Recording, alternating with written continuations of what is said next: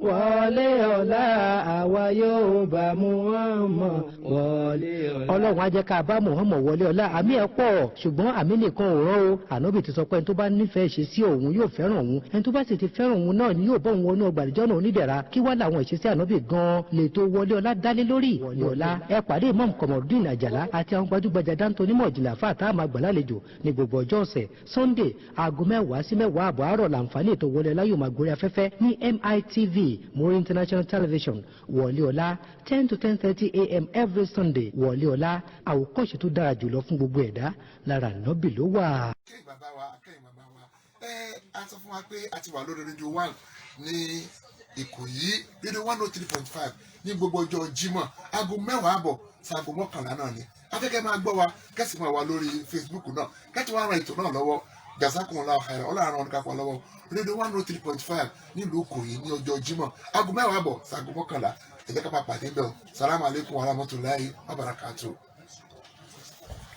أعوذ بالله من الشيطان الرجيم بسم الله الرحمن الرحيم يا أيها الذين آمنوا اتقوا الله حق تقاته ولا تموتون إلا وأنتم مسلمون يا أيها الناس اتقوا ربكم الذي خلقكم من نفس واحدة وخلق منها زوجها وبث منهما رجالا كثيرا ونساء واتقوا الله الذي تساءلون به والأرحام إن الله كان عليكم رقيب يا أيها الذين آمنوا اتقوا الله وقولوا قولا سديدا يصلح لكم أعمالكم ويغفر لكم ذنوبكم ومن يطع الله ورسوله فقد فاز فوزا عظيما. adúpẹ́ fún sáàtì ramani tó ní ká wáyé taráyé wá tàbá wáyé tá ò wúlò. Ta ni ó pò Olúwa lẹ́jọ́? Tábá wáyé ta ń mutí, ta ni ó pò Olúwa lẹ́jọ́? Tábá wáyé ta ń mugbó, ta ni ó pò Olúwa lẹ́jọ́? Tábá wáyé ta ń ṣẹbọ, ta ni ó pò Olúwa lẹ́jọ́? A dúpẹ́ fún Sátìrámánì tó ní ká wáyé taráyé wá. tábá wáyé ta ò lẹ́sìn. Ta ni ó pò Olúwa lẹ́jọ́? Ọlọ́káwọn àáfàá wa o àwọn tó kọ́ wa ní mímọ́ Tó kún kẹ́kẹ́. ọlọ́káwọn àáfàá wa àwọn tó kọ́ wa ní súnà. Tó yéyéké. Allahu gayatuna wa rasulu saimuna wa kuduwatuna wal qur'ani dusturuna wal jihadu sabiluna wal mautu fi sabilillah asma amanina walitakun minkum ummatun yad'una ila al-khayr wa ya'muruna bil ma'ruf wa yanhauna 'anil munkar wa ulaika humul muflihun. Alhaba adúpẹ́ fún Ọlọ́run adúpẹ́ fún Ọlọ́run adúpẹ́ fún Ọlọ́run àdẹniyé dúpẹ́ fún Ọlọ́run bá ní jẹ́ kí ẹnu wa kan fún ọpẹ́ kódà àwọn tí wọ́n gbà báwọn kì í ṣe ẹrú nígbà tó fẹ́ dárin àbátọ́ lọ sọ pé bẹ́ẹ̀ni bá mọ̀ nírò ni àdúpẹ́. So we thank God Allah for his benevolence, for his mercy, for his compassion on every human being. Particularly he guide us to the right path. And then we know the tọ́lọ̀ bá lè ṣe fọ́ mẹ́rin ni pé kó fún ní àgbọ́yé ẹ̀sìn kí náà pẹ̀lú àgbọ́yé ẹ̀sìn kó jẹ́ pọ́lọ̀ bá nìkan ló ga jù lọ́kàn ẹ̀ tó bí màtá tó gbé jẹ́ fàdà bí náà pé a ní yá ìwé Mozambique kún fàánsì wàrọ̀ bákà fàkàbẹ̀. So the best thing of mental can bestow on human being is understanding, comprehension of religion, to fear Allah alone, to obey his commandment, to serve him alone, and to obey the do's and don'ts being profiled by old Prophet Muhammad sallallahu ta'ala alayhi wa sallam. Torí pé kíni fàyínà asdaqul hadith kitabillah. Ọ̀tọ́ dájú lọ́rọ́ wà ní hayra hadi nabiyina Muhammad sallallahu alayhi wa sallam. Ìtọ́sọ̀nà tó dájú ìtọ́sọ̀nà bí Muhammad. والله العظيم والله العظيم أصدق الحديث كتاب الله خير هادي نبينا محمد صلى الله عليه وسلم وشر الأمور محدثاتها. ètò burúkú náà ni tí ànábì ò ṣe táwọn èèyàn ń ṣe شر الأمور وكل محدثات بدعة وكل بدعة ضلالة وكل ضلالة في النار فالعياذ بالله من ذلك. So the problem ni pé àwọn èèyàn wọn comprehend ẹ̀sìn even gan nínú Gẹ̀ẹ́sì yàtọ̀ láàrin innovation àti invention ó kọ́ sọ máa ń fi confuse àwọn tí ó kéwú wọ́n ní wọ́n ń pariwo súnà ẹ̀kọ́ dàbọ̀ ẹ̀kọ́ sí ànábi jẹ́ ìrẹsì ó jẹ́ ìrẹsì tó bá tó wá mọ̀ ìrẹsì tí o gbẹ́dẹ̀ sí jẹ́ bẹ̀rẹ̀ ni kì í ṣe ànábi gbé mansion ṣe ànábi wo television ṣe ànábi microphone pèrún no all those things you have mentioned are invention not innovation. And has nothing to do with religion. What we are saying is that something you are going to do and you are expecting reward from Allah must be in the Quran and the saying of the Prophet. That's all nìyẹn. Biru bolu nabi ten terama ten ṣe èmi tí ma sọ àdúrà December náà sìn láti pé ẹ má ṣe tánà bí o ṣe kẹ má bàa ṣe wàhálà lásán. Ètò yìí ètò ẹ̀sìn ni láti bí ọdún mẹ́ẹ̀ẹ́dógún tá a ti bẹ̀rẹ̀ lẹ́nìkan tá a gbé yìí lọ kọjá Ọlọ́run bá àtàn tó ràn wá lọ́wọ́ so àdẹ̀kí wú ẹnìkan láti sọ̀rọ̀ àdẹ̀kí dárúkọ lórí ètò yìí àdárúkọ tó bá gbọ́rọ̀ kan jọ tiẹ̀ lọ́tún bẹ̀ ṣe. Níjẹ̀jọ́ asọ̀rọ̀ tó dùn wá lọ́kàn gan pé ọ̀pọ̀lọpọ̀ mùsùlùmí tá a mọ̀ lọ́kùnrin lóbìnrin ni wọ́n ń ta tó ń pani bí ọtí adárúkọ ìta lè dárúkọ whisky spirit gin shinap beer heroin cocaine Indian hemp nadolon epithamine colorado o lè ta o lè rà fún yàn o lè jókòó sí wọn bá ti mú you cannot sell it you cannot buy it for anybody you cannot gain from it. It's forbidden, totally forbidden. And we said it that if you have anything, symptom of it in your body, for good 40 days, you have no reward for your salat. And to bá ń bẹ láàrẹ fún ìdógójì ọjọ́ ònírun. Ẹjọ́ àtúnbẹ̀yìn, àmẹ́yìn tẹ́ ẹ pọ̀ dáadáa tẹ́ ń dá sẹ́sìn tó yẹ pé mo tẹ́ ń tà nìyẹn. Àwa lè káyẹ̀ tẹ́ máa ń lọ patí tán mo ti ń bẹ̀. Ẹ bọ́kàn yín sọ̀rọ̀ kò sẹ́ni tó máa mú yín. Kò sẹ́ni tó lè mú yín pété ó dá ẹ lọ bó ṣe ń dùn wá làwọn sọ yìí faladẹ́sẹ̀ alánà làásìnà òrìṣẹ́lá ilé yìí ọ̀nàṣẹ́lá ní mọ̀lẹ́sẹ̀lẹ̀ ọlọ́ba ní àbẹ̀lẹ̀ ọ̀tá ránṣẹ́ ṣe jíṣẹ́ ọ̀tá nìkan jẹ́ fún ìṣẹ́ṣẹ́ fún yín Allah said we are going to ask the messenger did you deliver the message to you did you listen to the message and did you practice it. Mo dẹ̀ tó máa kà lẹ́nìí àwọn àyà Kùránì àmọ́ máa fẹ́ máa kà lọ́sẹ̀sẹ̀ pàápàá pé ẹ gbọ́dọ̀ takò ànábì rárá.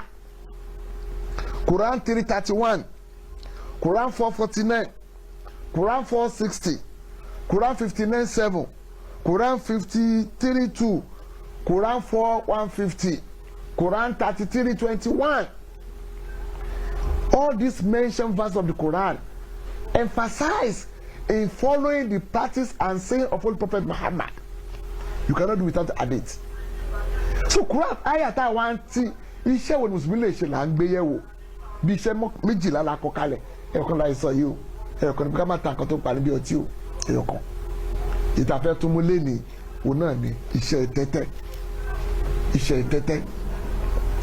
game betting pool betting game of chance ọlọ́ba ní wàlí mẹ́fìrù Quran 5:90 lẹ́yìn intoxicant pool betting ló kàn. And this thing has been from the time immemorial. Kí ló ń pè ní game of chance and pool betting? Ẹnìkan jẹ, ẹnìkan ò jẹ. Some happy, some are sad because they have scattered all their monies away or their properties. Ọlọ́ba fẹ́ kó ṣẹlẹ̀ nìyẹn. Nígbà táwọn akérèbá ṣe máa ń sọ, ọlọ́sẹ̀sẹ̀ làwọn èèyàn máa ń ta ànídárúkọ. Bọ́ọ̀lù tí wọ́n ń gbá nílùú òyìnbó, ẹ̀yin dẹ̀ ń tàǹfẹ̀ ní Nàìjíríà. They are playing the football in foreign land and you are playing it in Africa, in Nigeria. Tẹ́tẹ́. Later ni the more you look the less you see. Only card. Later they now introduce card playing, word playing, scramble, ludo, monopoly, etc. Today wọ́n wá ní iléeṣẹ́ gangan fún tá a fẹ́ dárúkọ iléeṣẹ́ kankan rárá. kìnìkan bet cup kódà báyìí ṣe loot gbogbo ṣọ́ọ̀bù tó wọn loot bet cup kankan. As much as they looted some shops they don't even go to any bet shops.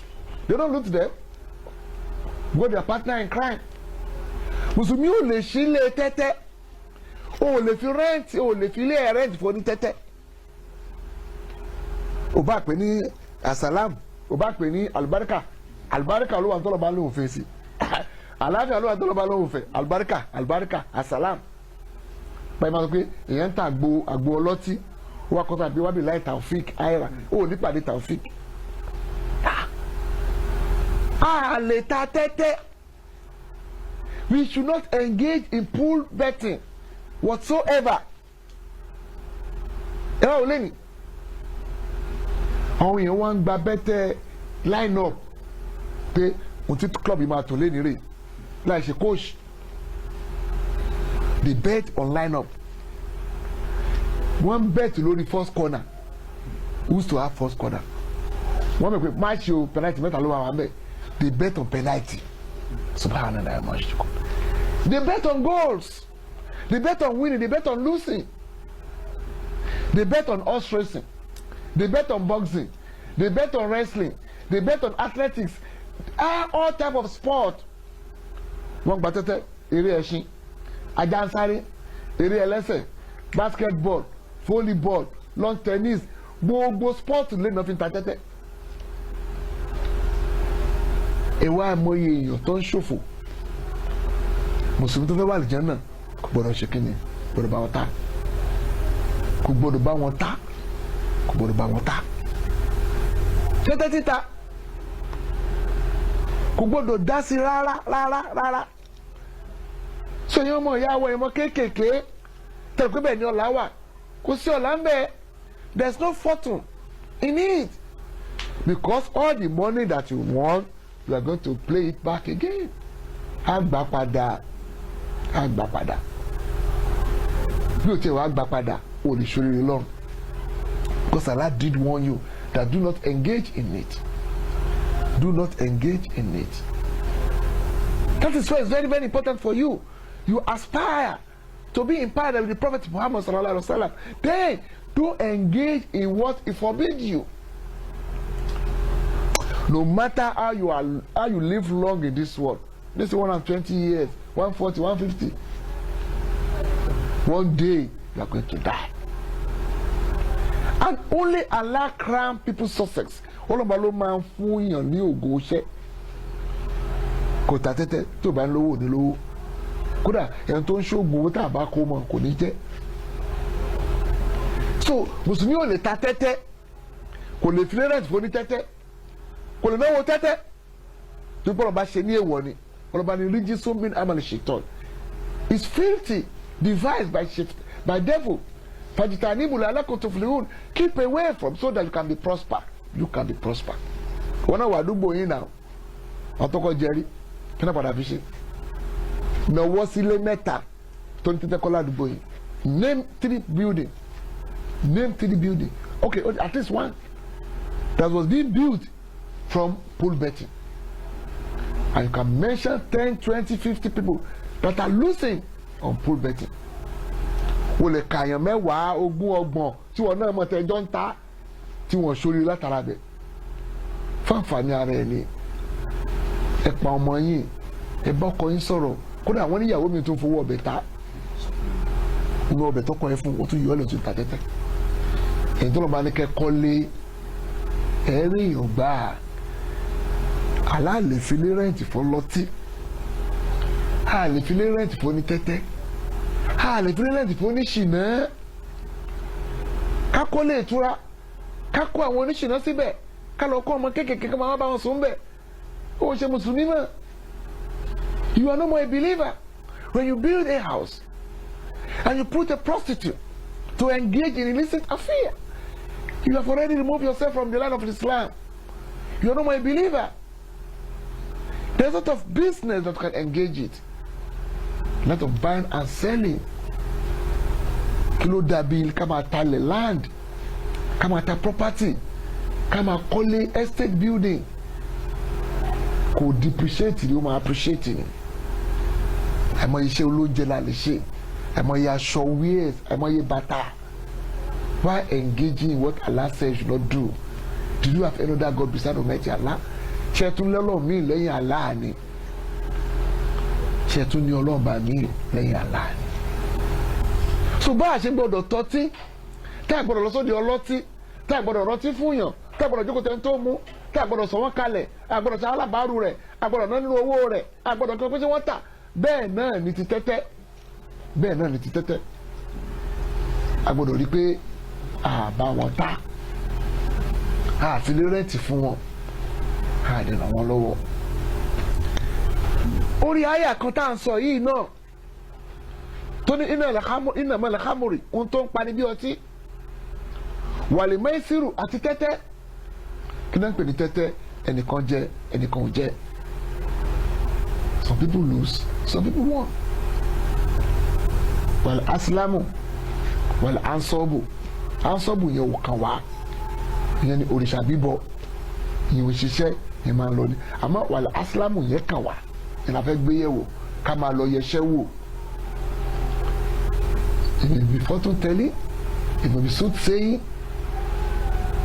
mùsùlùmí kì í ṣe rárá ó tiẹ̀ wá ka àwọn tí yóò bá gbà pé àfáà ni wọ́n iṣẹ́ táwọn èèyàn máa àfáà sí ni pé kò yẹṣẹ́ wò wà láìra sí majority of Yorùbás they believe the best job for alfa is to engage in soothsaying or fortune telling geomancy kò máa tẹ́ yẹpẹ́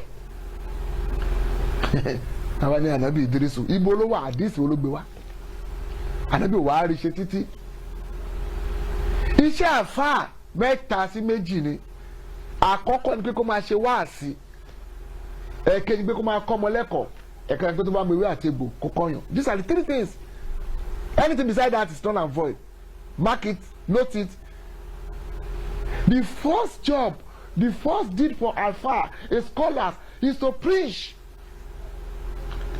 torí pé àkọ́kọ́ àfa lànàbí wa Muhammad kí ló bá sọ fún kún fa anzir wa rabbaka fakabbir wa thiyabaka fatahhir wa rijza fahajjur.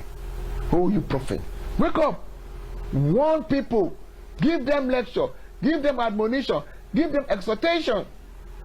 In that lecture, wa rabbaka fakabbir, tell them that Allah is greater than anything. Iṣẹ́ àfa ni wáàsí. O wá lè ṣe wáàsí ò dá láhán máa kọ tírà máa kọyàn ẹlẹ́kìnní kó máa kọyàn wàlú alimul kitaba oníwàlá sí èmi ni mo gbé dìde bá sàfihàn mi náà rasulan láàárọ̀ àti ó mọ̀ ọkọ̀ mọ́ká mo gbé ṣẹlẹ̀ yẹtùlọ́ àléyìn ayati wa yuzakkihim wa yu'allimuhumul kitaba wal hikma wa in kanu min qablu lafi dalalin mubin. Iṣẹ́ kejì àfáà nìyẹn wàá máa kọ́ ọmọ ní kíw Ànábì ní khairukum ma ta'allama al-Qur'an wa 'allamahu. Ẹni tó dáa jù nínú yín lẹ́tọ́ kọ́ nínú Qur'an tó gbé tó bá kú ó máa gbẹ̀san. Ìsàmọ́ta bani Ádámà tọ́mọ Ádámà bá kú nǹkan mẹ́ta máa bá ilmu yuntafi bihi waladun salihun wa sadaqatun jariyah. So the Prophet said the best among you is the one that knows Qur'an and teaches others. And one of the three great reward for those who died is imparted knowledge. A sadaqatu jariyah, a flowing charity, and a beneficial knowledge. Sadaqatu jariyah, flowing charity, and waladun salih, ọmọ dáadáa, a righteous child. So kò síbi tó ní káfá máa yẹsẹ́ wò rárá tó àfẹ́ pẹ̀lú rẹ̀ tí sọ́dá darí gba fàdé bá pọ́n tẹ ẹ̀pẹ̀ kó dẹ̀ lè kírun lẹ́yìn ẹ̀ ṣùgbọ́n àná mẹ́rin bá lọ bá ẹni tó yẹsẹ́ wò tó wá gbàgbọ́ tó sọ fún ogójì ọjọ́ onírun so ń gbà tẹ́ tó bá lọ yẹsẹ́ wò bá nírun ẹni tó bá ń ṣe gangan kọ́ lè kírun lẹ́yìn àfà tó bá yẹsẹ́ wò tó bá ń tẹ ẹ̀pẹ̀ ó ń lo tẹ̀sùbá ni o ó ń lo omi ni o ó ń lo gíláàsì ni o any form that is used for geomancy either by mirror by rosary by Quran by anything kò sí tó jẹ́ ká yẹsẹ́ wò iṣẹ́ mẹ́ta àfáà ni mo sọ fún ẹ yẹn wá sí kókó ọmọ ń ké kó wá mewé àtegbò tíra wà fún tán pé ní tíbù náà bá wí that is to use herbs and roots there is nothing wrong in it ọlọ́ba náà jẹ́ ká mọ̀ ànábì àyùbá ewé àtegbò ló fi gbádùn nígbà tó ní wọ́n lọ́ba ìní mọ́sá ní yàdúrù wọ́n tàrí àmọ̀ ìwọ́n bá ní hírí kó níbi ìjẹ́rìkà àtà mugtasalon Badru was sharaf. When Job was sick, totally sick, seriously sick, Allah said, tap your leg on the front, on the hip. Water is going to come in out from the land, under the tree. Drink it, bath from it. Gbọ́n fi ẹsẹ̀ rẹ̀ kanlẹ̀, omi yóò máa jáde látàbẹ́ igi yẹn, wẹ̀ ń bẹ̀, mú ń bẹ̀. So yẹn máa ń mú àgbo, ọlọ́ba ló ní ewé àtegbò. Get it right. Herbs and root belongs to Allah, not to anybody. Májè máa ń sọ táàní yé sọ kọ́lọ́ májà fún wa sọ wọ́n ní ìbọn olúbíkẹ́ tó dáwé ìbọn sẹ́fìkì tó wà ìgbọ̀n rárá no ìbọn olúwa tó dá ewé tí olúbíkin já, ìbò olúwa tó dá egbò tí ọ̀sán ìbíkin wà. It was Allah that plant that give us the half and the root. So a máa ń lo àgúnmu tábàwọn tó bá fi ṣe, a máa ń lo ewé, a máa ń lo egbò.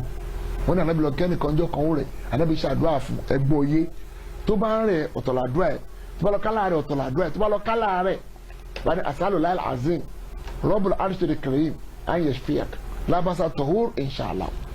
Abakani wolore azibasa roba nas wa ashfi anta shafi la shifaa illa shifaa'uka shifaa'an la yugadiru saqam abi alama tasalam wa minka salam tabarakta rabbana wa ta'alaita ya asal jalal wal ikram. Buwele wa nu citadel. So iṣẹ́ àfáà mẹ́ta náà nìyẹn, omewe àtegbò kọyàn kọmọ ń kéwù dẹ̀ máa ṣe wá sí gbogbo yòókù jìbìtì ni. Iṣẹ́ tá a gbọ́dọ̀ ṣe ní kátó bá a ṣàṣìṣe àfa o, àwa ń gorí aláǹgbá ọ̀gà ìjàpá ẹ̀ǹsùn adìẹ ló yẹ èkó rẹ̀ tí wọ́n bá pẹ́ ẹ̀tún fẹ́yàn ṣòwò gbogbo iná lẹ̀ wọ̀ kò sọ̀rọ̀ rí òní kéré iláyà túbà. So iṣẹ́ tá a gbọ́dọ̀ ṣe ẹlẹ́ẹ̀kẹta nìyẹn, iṣẹ́ àkọ́kọ́ a gbọ́dọ̀ ta tó ń pani, a gbọ́dọ̀ ra tó ń pani, a gbọ́dọ̀ jókòó síbẹ̀ tó bá ń pani bí ọtí. Ẹlẹ́ẹ̀kejì ni kí ni? Òní tẹ́tẹ́. Ẹlẹ́ẹ̀kẹta ni ká sọ pé à ń ṣiṣẹ́ àfa, à ń ṣáájò, ìyẹn ló wá gbajúmọ̀. Àfa sọ̀rọ̀ bí ẹni mọ̀ tẹ́lẹ̀, irọ́ ló wà ń bẹ. Kí ló mọ̀ tẹ́lẹ̀? 2020 gan ló yẹ kọ́kọ́ búrò àfa. Àwọn ọmọ ọ̀tá wọ́n lọ sáàfin ọba méjì nílẹ̀ Yorùbá, àwọn gbogbo ọba ìnáwó ní àwíṣẹ, gbogbo làwọn àwíṣẹ wà tí ẹ kó jáde pé ẹ̀wọ̀n dé ẹ padà ó yẹ gbọ́ ó yà gbéró ikú ń gbọ́ wọ́n ikú ń kọ́ ọ̀yà ni. Kò sí jìbìtì làfáà ń lò, wẹ̀yà fáà tẹ̀bẹ̀rù Ọlọ́run ẹ̀ wá nǹkan míì ṣe àbàṣe istikhara, wọn máa ṣe istikhara, jìbìtì mi tó nìyẹn, ìwọ ló máa ṣe istikhara fúnra rẹ̀. Ṣé kò sá kọ́ ọ́lẹ̀ ni? Wọ́n ní ànábì kọ́ ní istikhara bí ìgbà tó kọ́ ní Fatiha nínú Quran. The Prophet Sallam taught them how to do istikhara as he was teaching them how to read Quran Surah Al-Fatiha. Wọ́n ní ẹ̀yàn náà fìlà méjì, rákà alákọ̀ọ́kọ́ Fatiha Surah Al-Kafirun, rákà alákejì Fatiha Surah Al-Ikhlas, ẹ wá sọ tẹfẹ́ mbẹ́. Kò sí ọ̀ǹtù, kò sí tírà, kò sí òǹdè, kò sí gbàdì.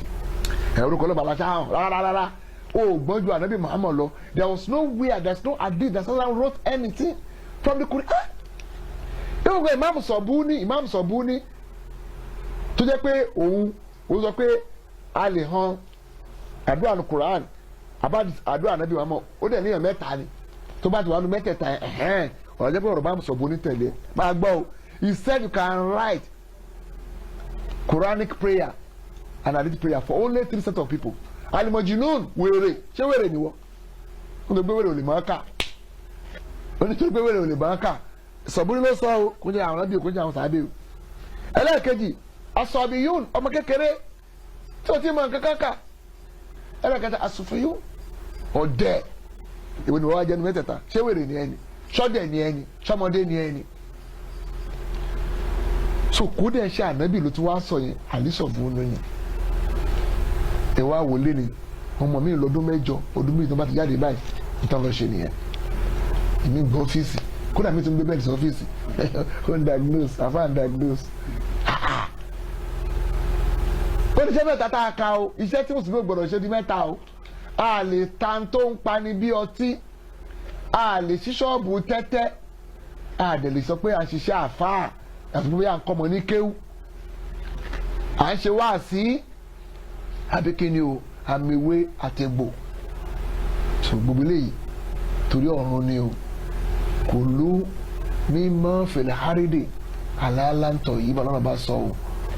Ẹ jẹ nǹkan tó mọ́ lórí ilẹ̀ kí lẹ máa fi jẹ nǹkan tó mọ́ lórí ọ̀rọ̀ ṣẹ́ àfáà wa àgbà àlefẹ́ lẹ́ẹ̀kejì la máa fi dúró lẹ́nìí sẹ́dínà bákẹ́rọ̀ di ara ni o. Oúnjẹ kan ọmọ ọ̀dọ́ ń gbóúnjẹ fóun ọ̀la pé ibi tí wọ́n ń pa òun ti bo òkèlè méjì wọn ni ibo ló ti rówó tó fi dáná. The first Khalifa He said one day one of his cook, his steward, cooked a food for him. But he was so hungry. After eating 2 morsels of the food, he now asked, where do you get money for the food? He said, when I was a soothsayer, and I was a soothsayer, party soothsaying, somebody owes me, he now paid the money. When he got him on tefa, and the conjemelo, auto waf me more of his said no more than Montiboka of to buy jet, who be my one, who like to call from Kuripo, who are moving Kurubaka. He now drank a full bucket of water before he can vomit two morsels of the food. When I found 10 she ten we share 10 she do my sister by the my one, I can't tell you. And my one, I could call the other, what's a full ali walaku in the Naga. Metalatical, come out and talk Panibioti, come out engage in Shetete, carry myself with say far, time Yeshew, Olojaka Bow, Kalitelius, one of Rubika, Robert Istati Amaya Seafood, Wassalamu ala al-Musali, walhamdulillah wa bil alamin. Orúkọ mi ni Ali Abdulkadir Aṣáájú, olùdásílẹ̀ ilé ẹ̀kọ́ Ma'had Abdullahi ibn Abbas li tahfidh al-Qur'an wa dirasat al-Islamiyya. Eléyìí tí ilé ẹ̀kọ́ tí a ń kọ́ bí wọ́n ṣe máa há al-Qur'an àti àwọn ẹ̀kọ́ tó ní ṣe pẹ̀lú èdè Lárúbáwá, bákan náà àwọn ẹ̀kọ́ tó ní ṣe pẹ̀lú Islam. A gbé ilé ẹ̀kọ́ yìí kalẹ̀ fún àwọn ọmọ kéékèèké láti bí ọmọ ọdún 5 lọ sí bí ọmọ 18, eléyìí tí wọ́n máa há al-Qur'an ní gbogbo ìgbà tí wọ́n bá fi wà ń bẹ̀. Ilé ẹ̀kọ́ yìí ó wà ní Àgbẹ̀dẹ Olóṣùgbó ní Agric ní Ìkòdú.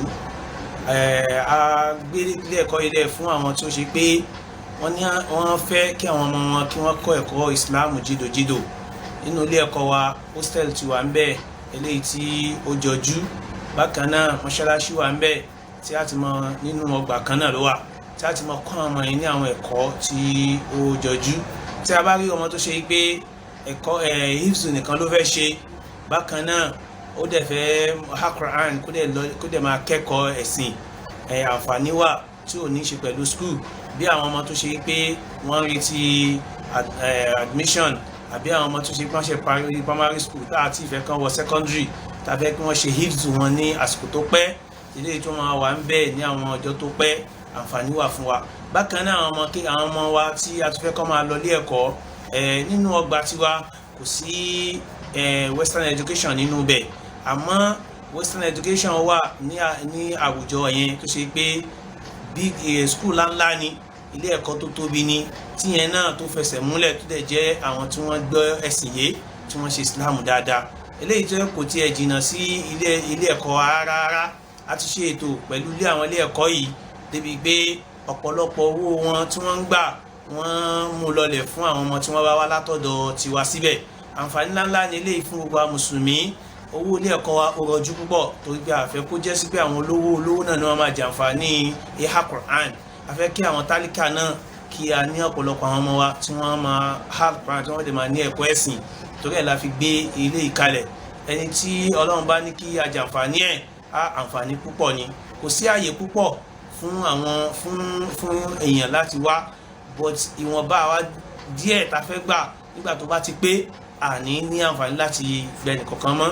Ẹni tó bá láǹfààní láti tètè bá wa láti tètè ṣe alápáǹtètè wá síbi ẹ̀kọ́ yìí yóò máa dá púpọ̀.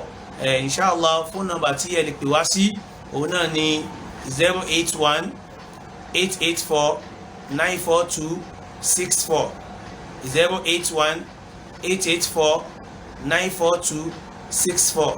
Bákan náà ẹ tún lè pè wá sí 080 35 25 95 23. Ẹni tó bá fẹ́ chat pẹ̀lú wa lórí WhatsApp kó lo 080 35 25 95 23. Inshallah àfi dá yín lójú wípé nǹkan tẹ́ ẹ fẹ́ òun náà ni ẹ rí. Eléyìí ò kí ń ṣe bọ́dìn tó ṣe pé wọ́n máa fìyà já wọn mọ́, wọn ò ní fáwọn ọmọ lóúnjẹ, àwọn ọmọ máa jìyà. Eléyìí ò ń ṣe bọ́dìn bẹ́ẹ̀. Tẹ́ bá dé àyíká wa ẹ rí i pé ìmójútó wà, bákan náà security wà, àyíká wa ó ti ní fẹ́ǹsì tí ò kí ń ṣe ibi tí àwọn nǹkan kí nǹkan lè wọlé. Bákan náà kò kí ń ṣe àdúgbò àwọn oníjàgídíjàgan rárá.